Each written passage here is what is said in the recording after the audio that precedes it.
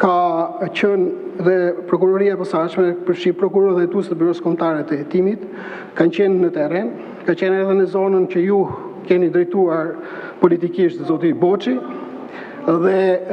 ju e dini shumë mirë se sa e vëmendshme ka qenë prokuroria e posaçme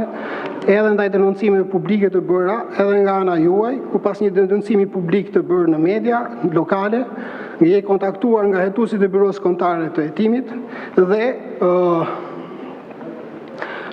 të shbërë editur, jeftuar, të japësh të dhëna, indicje apo dhe kallëzim penal lidhur me faktin që ju e kishit denoncuar më parë në